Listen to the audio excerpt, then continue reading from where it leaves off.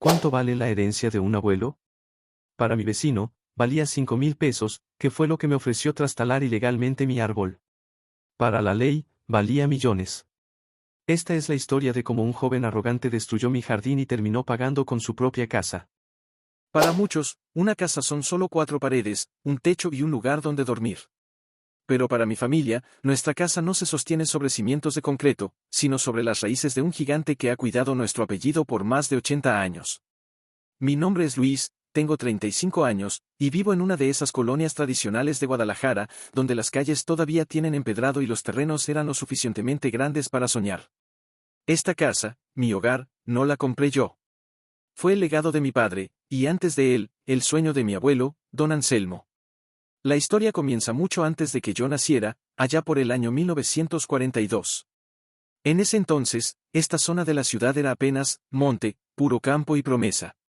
Mi abuelo Anselmo, un hombre de manos callosas y palabra firme, compró este terreno con los ahorros de toda una juventud de trabajo duro. Él mismo trazó los planos, él mismo cargó los ladrillos y mezcló las calorías. Pero antes de poner la primera piedra de la habitación principal, hizo algo que definiría el alma de este lugar. Justo en el centro de lo que sería el patio trasero, mi abuelo cavó un agujero profundo.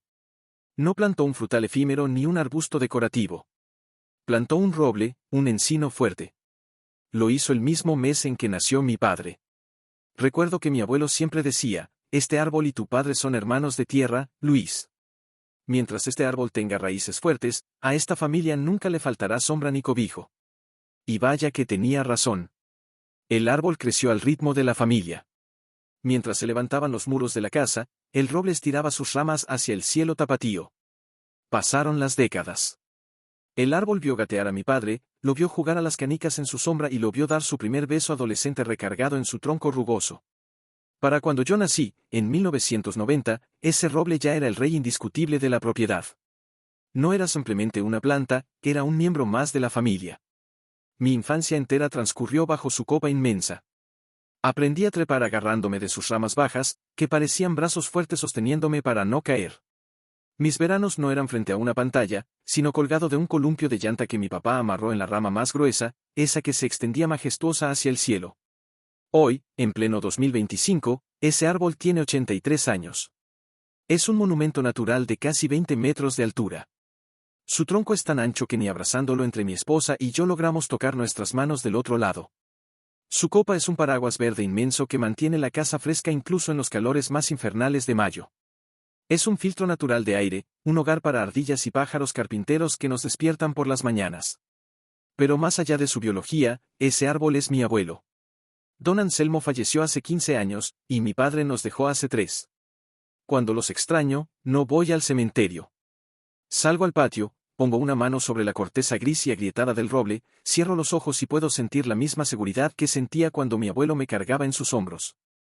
Ese árbol ha absorbido las risas de mis cumpleaños, las lágrimas de nuestros lutos y los secretos de 3 generaciones. Mis hijos, 2 pequeños de 5 y 7 años, ahora juegan ahí.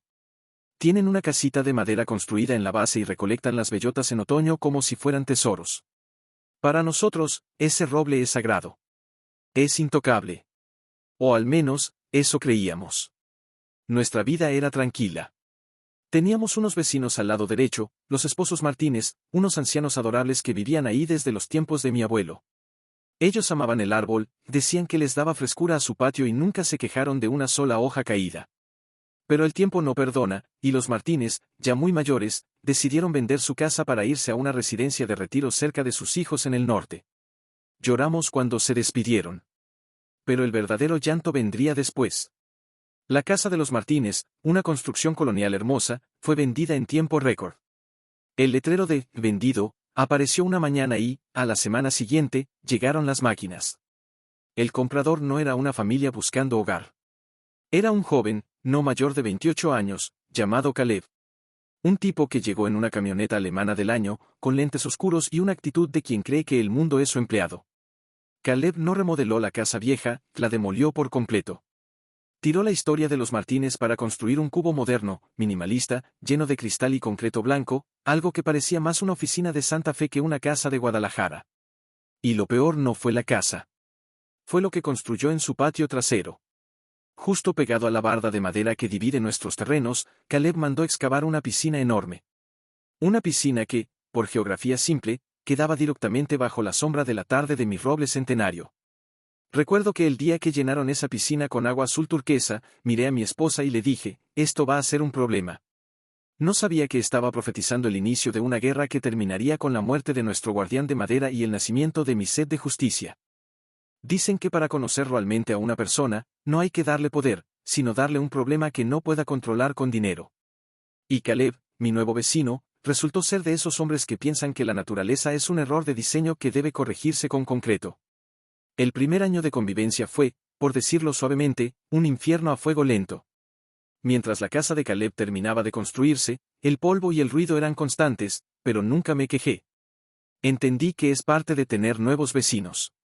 Sin embargo, en cuanto esa piscina color turquesa se llenó de agua y Caleb se mudó oficialmente, la guerra comenzó. Todo empezó con visitas, amistosas, que en realidad eran exigencias disfrazadas. Una tarde de sábado, sonó el timbre. Era Caleb. Llevaba unos lentes de sol de diseñador y una bebida energética en la mano. Ni siquiera saludó con un «buenos días». «Oye, vecino», dijo, masticando chicle con la boca abierta, «tenemos que hablar de tu arbolito. Me está ensuciando todo el deck». Salí para ver a qué se refería. Era otoño. Como es natural en un roble de 80 años, algunas hojas secas y pequeñas bellotas caían con el viento. Algunas de ellas volaban sobre la barda divisoria y aterrizaban en su inmaculado piso de mármol blanco y, por supuesto, en su piscina.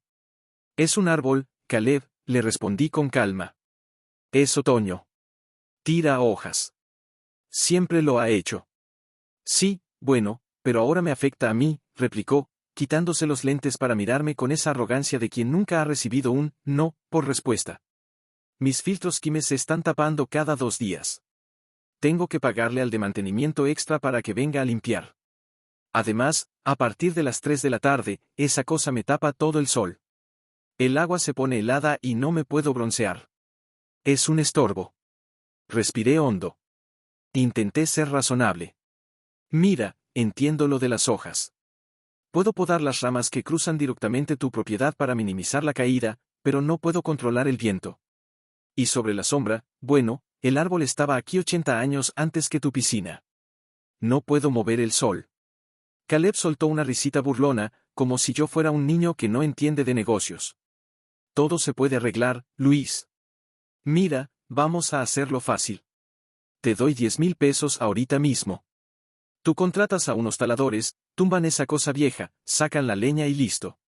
Tú te ganas una lana, te quitas el riesgo de que se caiga encima de tu casa, y yo tengo mi sol. Todos ganamos». Sentí un golpe en el estómago. Me estaba pidiendo que matara al guardián de mi familia, al hermano de tierra de mi padre, por 10,000 pesos y un poco de bronceado. «El árbol no se vende, Caleb», le dije, borrando la sonrisa de mi cara. «Ese roble lo plantó mi abuelo. Es parte de esta casa. No lo voy a cortar ni por 10,000, ni por 1,000,000. La cara de Caleb cambió.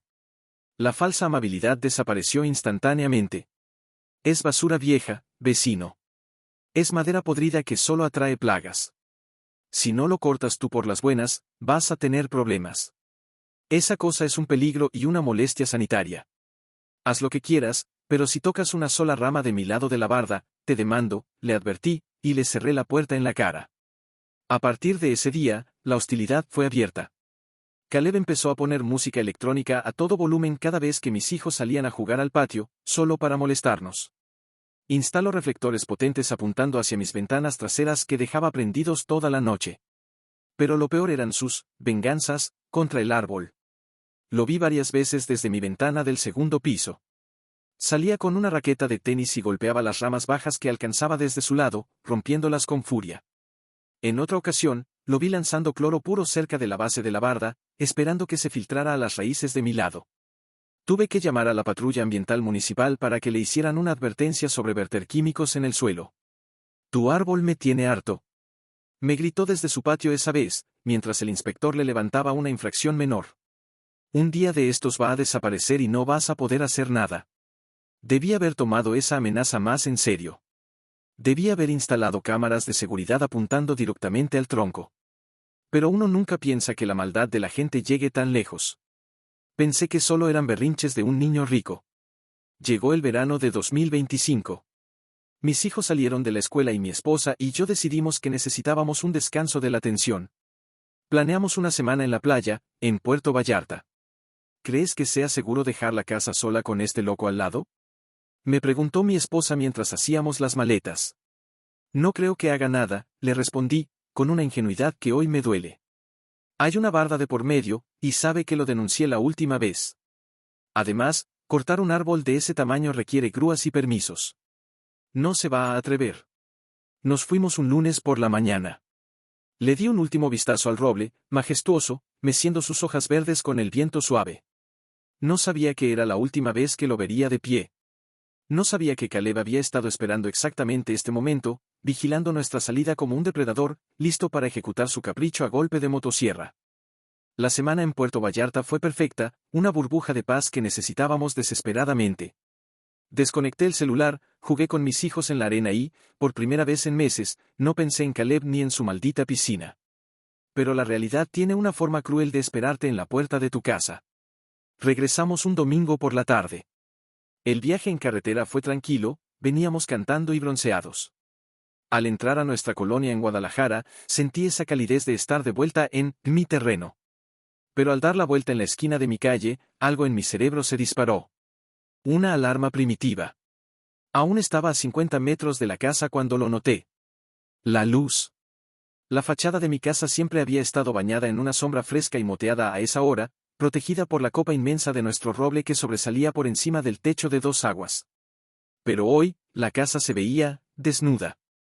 El sol golpeaba de lleno contra la pintura, haciéndola brillar de una forma violenta, desconocida. «Qué raro se ve todo», murmuró mi esposa desde el asiento del copiloto.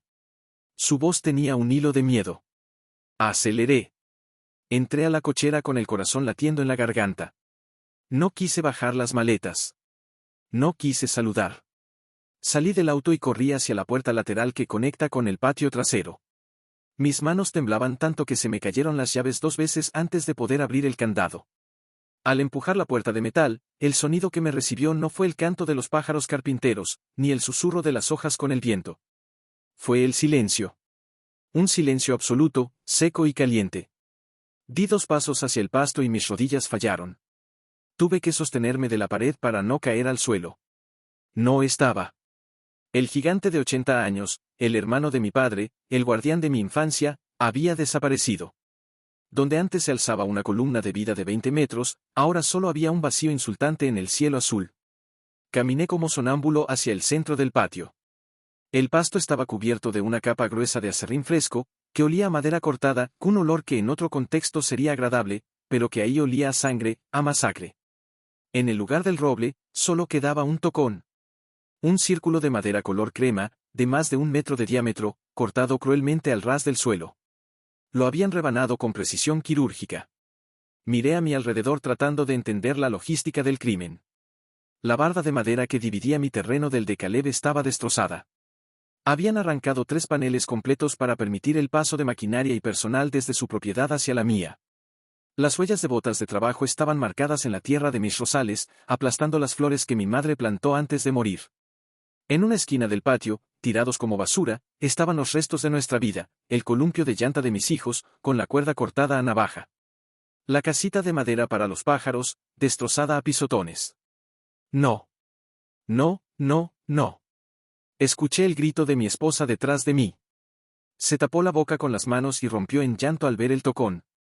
Mis hijos corrieron hacia el círculo de madera y se quedaron parados ahí, confundidos, buscando su sombra, sin entender por qué su amigo gigante ya no estaba.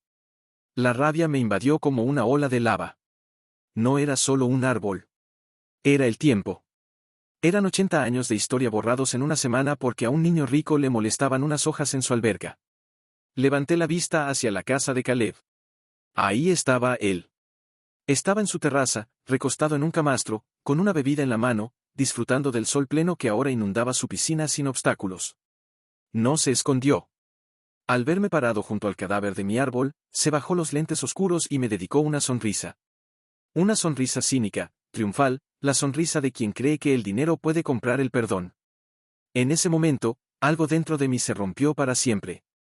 El vecino amable murió junto con el roble. Lo que nació en ese patio lleno de aserrín fue un hombre dispuesto a usar cada letra de la ley para destruir la vida de quien se atrevió a tocar mi herencia. Dicen que la ira tiene dos formas, la que explota como dinamita y la que congela como el nitrógeno. Mientras veía a Caleb sonreír desde su terraza, sentí como mi sangre pasaba de hervir a convertirse en hielo. Mis hijos lloraban abrazados a la pierna de mi esposa junto al tocón mutilado, pero yo caminé lentamente hacia la barda de madera destrozada que ahora conectaba ilegalmente nuestros patios. Caleb, al verme acercar, ni siquiera se levantó de su camastro. Le dio un sorbo a su bebida, se acomodó los lentes de sol en la cabeza y me miró como quien mira a un empleado molesto. «¿Qué pasó, vecino?», dijo con un tono arrastrado, de falsa inocencia. «Te veo alterado. Deberías relajarte, mira qué día tan bonito hace ahora que ya no tenemos esa sombra estorbosa». Me detuve justo en el límite de mi propiedad, pisando las tablas rotas que sus trabajadores habían arrancado. «Entraste a mi casa», dije, con la voz temblando por el esfuerzo de no gritar. «Rompiste mi barda, invadiste mi propiedad privada y talaste un árbol de 80 años sin mi permiso. ¿Tienes idea de lo que acabas de hacer, Caleb?». Caleb soltó una carcajada seca y se puso de pie, caminando hacia la orilla de su alberca. «Ay, por favor, Luis. No seas dramático», respondió, haciendo un gesto de desdén con la mano. «Te hice un favor». Esa cosa estaba podrida, era un nido de ratas y me ensuciaba la alberca. Además, se veía horrible junto a mi diseño minimalista. «Créeme, tu patio se ve mucho más limpio ahora, más moderno. Deberías agradecerme que te ahorré el costo de la tala». La audacia era increíble. No solo no sentía culpa, sino que creía que tenía el derecho divino de rediseñar mi propiedad porque no combinaba con la suya.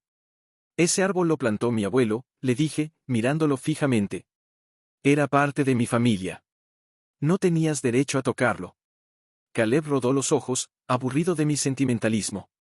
Metió la mano en el bolsillo de su traje de baño de marca y sacó un fajo de billetes, enrollados con una liga. «Todo tiene un precio, vecino. Ya sé que te vas a poner a llorar por la madera y el sentimentalismo barato», dijo con prepotencia. «Mira, aquí hay 5,000 pesos. Son billetes de 500, nuevecitos. Tómalos para que repares tu cerca vieja y te compres unas plantas que no tiren basura. Y ya, dejemos el drama, que me arruinas la vibra del domingo». Con un movimiento despreciativo de muñeca, aventó el fajo de billetes hacia mi lado. El dinero voló por el aire y cayó disperso sobre el aserrín, justo encima de las raíces muertas de mi roble. 5,000 pesos. Eso valía para la historia de mi abuelo. Eso valía el aire limpio de mis hijos. En ese instante, tuve ganas de saltar la barda. Tuve ganas de borrarle esa sonrisa cínica a golpes. Soy un hombre pacífico, pero la violencia se sentía como la única respuesta lógica ante tal humillación. Sin embargo, miré a mis hijos, que me observaban asustados, esperando ver qué hacía su papá. Respiré hondo. No. No le iba a dar el gusto de convertirme en el agresor. Si lo golpeaba, él sería la víctima. Si lo golpeaba, yo perdería. Saqué mi celular del bolsillo. Caleb frunció el ceño al ver que no recogía el dinero. «¿Qué haces? ¿No te alcanza?», preguntó, molesto. Encendí la cámara y empecé a grabar. Apunté al árbol talado, a la barda rota, al dinero tirado en el piso y finalmente a su cara. «Solo para confirmar, Caleb», dije con voz fuerte y clara, asegurándome de que el micrófono captara todo. «¿Tú ordenaste cortar este árbol que estaba dentro de mi propiedad?». Caleb, en su infinita arrogancia, pensó que yo era un idiota que solo quería negociar más dinero. Sonrió a la cámara y levantó el pulgar. «Sí, vecino, fui yo. Yo pagué la cuadrilla, yo limpié el desastre. Te hice el favor del año». «De nada. Y ahí tienes tu dinero en el piso, si quieres más, trabaja más». «Gracias», dije, cortando la grabación. Eso es todo lo que necesitaba. Guardé el celular como si fuera un arma cargada. Caleb pareció confundido por un segundo, pero luego se encogió de hombros y volvió a su camastro. «Como quieras. Cierra la puerta al salir, que se mete el ruido», gritó dándome la espalda. No le contesté. Me agaché y, usando una bolsa de plástico que había en el patio para no poner mis huellas directamente, recogí los billetes uno por uno. No para gastarlos, sino como evidencia. Evidencia de un intento de soborno y reparación extrajudicial no aceptada. Entré a mi casa con mi esposa llorando en la cocina. ¿Qué vamos a hacer, Luis? Me preguntó. Ese tipo tiene dinero, seguro conoce gente. La abracé y miré por la ventana el vacío en el patio. Él tendrá dinero, amor, le dije, pero nosotros tenemos la ley. Y no voy a llamar a la patrulla vecinal para que le pongan una multa de ruido. Voy a llamar a mi abogado y a la Procuraduría Federal de Protección al Ambiente. Caleb acaba de cometer el error más caro de su vida. Marqué el número. No sabía entonces que la justicia para un árbol en México puede ser lenta, pero cuando cae, cae más pesado que el mismo tronco que él derribó. Caleb se fue a dormir esa noche pensando que había ganado. Seguramente pensó que yo era un vecino llorón que se calmaría con los 5,000 pesos que dejó tirados en el aserrín. No sabía que mientras él dormía, yo estaba reuniendo un ejército legal. A la mañana siguiente, lunes a las 8 de la mañana, el timbre de Caleb sonó. No era yo. Desde mi ventana, vi cómo salió en bata de baño, frotándose los ojos, esperando quizás al repartidor de la farmacia. Pero lo que se encontró en la puerta lo despertó de golpe. Afuera de su casa no había una moto de reparto. Había 2 patrullas de la Policía Municipal, una camioneta con logotipos de la Procuraduría de Protección al Ambiente y el auto negro de mi abogado, el licenciado Vargas, especialista en Derecho Civil y Ambiental. Salí de mi casa para unirme al grupo. Caleb, al vernos, soltó una risa nerviosa y abrió la reja. ¿Es en serio, Luis? Me gritó. ¿Trajiste al circo por un árbol muerto? Oficiales, buenos días, mi vecino está haciendo un drama por unas ramas que corté. Si hay una multa por ruido, díganme dónde firmo y ya. El licenciado Vargas dio un paso al frente. Era un hombre bajo, calvo y con una mirada que podía cortar vidrio. Señor Caleb, dijo con voz suave, no estamos aquí por ruido.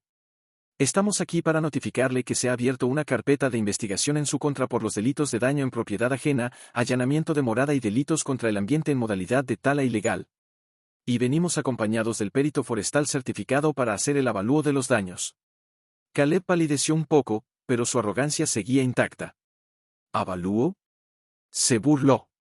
Por favor. Era madera vieja. ¿Cuánto vale en la maderería? ¿2,000 pesos el metro cúbico? Les doy el doble y lárguense. Fue entonces cuando el perito, un ingeniero agrónomo serio con chaleco y cinta métrica, entró a mi patio, con mi permiso, y se dirigió al tocón. Caleb nos siguió desde su lado de la barda rota, mirando con desdén. El perito no solo midió el diámetro del corte. Tomó muestras de la raíz, analizó la salud de la madera restante y sacó tablas de cálculo actuarial.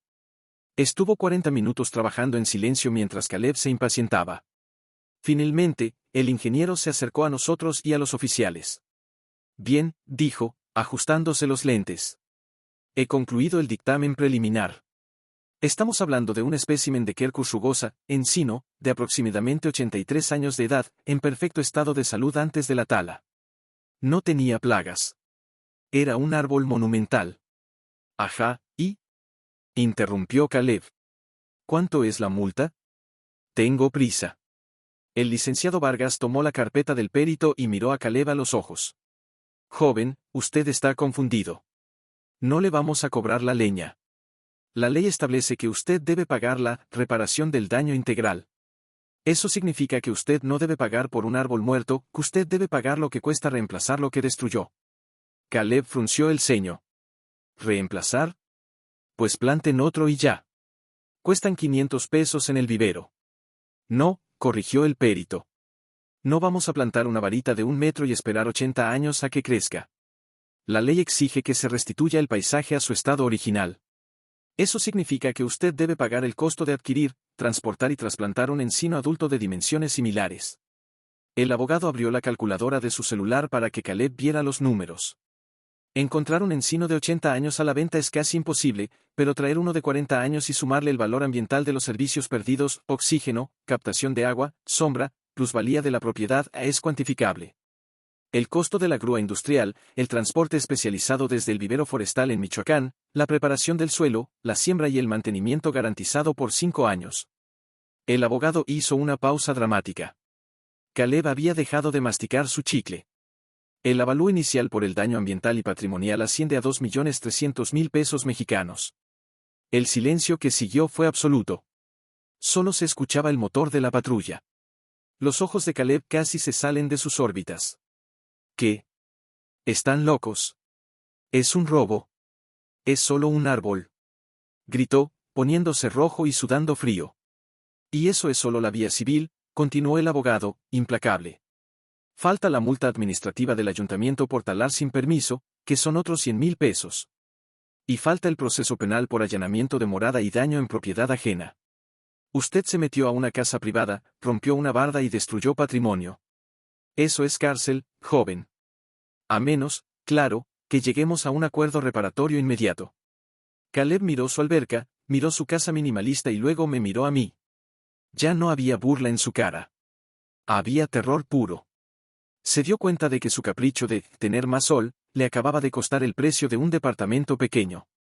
Luis, vecino, tartamudeó, bajando el tono. Oye, podemos arreglar esto. Somos gente civilizada. Te doy 50,000 pesos ahorita. En efectivo. Olvidamos todo. Levanté mi celular, que de nuevo estaba grabando. ¿Estás tratando de sobornarme otra vez frente a la policía y mi abogado? Pregunté.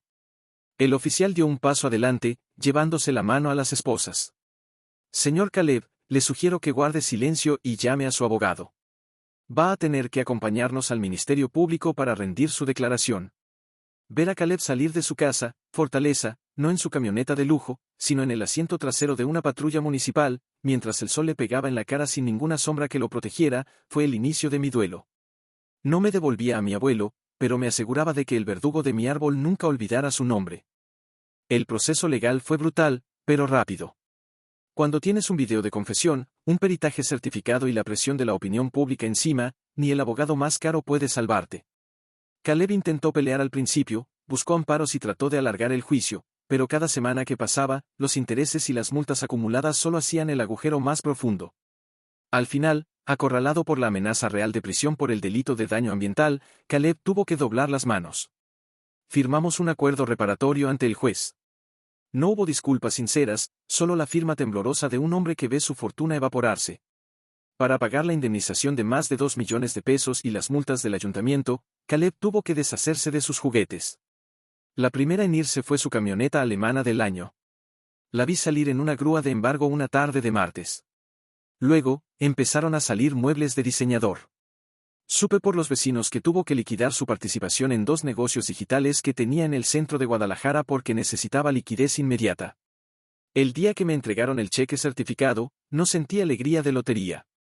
Sentí que era un pago de sangre. Ese dinero no era para mí, que era para el roble. Y cada centavo iba a regresar a la tierra. Lo primero que hicimos fue contratar especialistas para remover el tocón. Fue un trabajo titánico sacar las raíces muertas de mi abuelo, como si la tierra se negara a soltarlo. Pero una vez que el suelo estuvo limpio y preparado, no plantamos un solo árbol. Plantamos 3. Con el dinero de la indemnización, trajimos 3 encinos jóvenes, de 5 metros de altura cada uno, certificados y aclimatados. Los plantamos en un triángulo protector, uno por mi abuelo Anselmo, otro por mi padre, y el tercero por mis hijos. No dan la misma sombra inmensa de antes, todavía no, pero crecerán. Y esta vez, están protegidos legalmente como patrimonio intocable. ¿Y Caleb? Dicen que Guadalajara es un rancho grande, y las noticias vuelan. El video de su confrontación se filtró en grupos vecinales y, aunque no salió en las noticias nacionales, en nuestra zona se convirtió en un paria social. Nadie quería hacer negocios con el loco que tala árboles ajenos. Sus fiestas en la alberca se acabaron. Sus amigos dejaron de venir. 6 meses después del incidente, apareció el letrero de «Se vende» en su casa minimalista. Nadie la quería comprar al principio. La gente sabía la historia. Al final, tuvo que rematarla a un precio muy por debajo del mercado a una familia tranquila que lo primero que hizo fue levantar la barda y plantar enredaderas para tapar la vista de la piscina. La última vez que vi a Caleb fue el día de su mudanza. Yo estaba en mi patio, regando mis 3 encinos nuevos. Él salió por la puerta trasera una última vez, cargando una caja. Se veía más viejo, más cansado, sin esa arrogancia brillante. Miró hacia mi patio, vio los 3 árboles nuevos de pie y bajó la mirada. No dijo nada. No había nada que decir. Subió a un taxi, ya no tenía coche propio, y se fue para no volver jamás. Hoy, mientras me siento en el columpio nuevo que instalé para mis hijos, el sol todavía pega un poco fuerte, pero las hojas de los nuevos encinos ya empiezan a bailar con el viento. Perdimos un guardián, es cierto. Pero ganamos una lección que mis hijos nunca olvidarán, que la naturaleza no es un adorno, es familia. Y que, a veces, la justicia tarda 80 años en crecer, pero cuando cae, aplasta a quien sea que intente cortarla. El roble ha muerto. Larga vida al roble.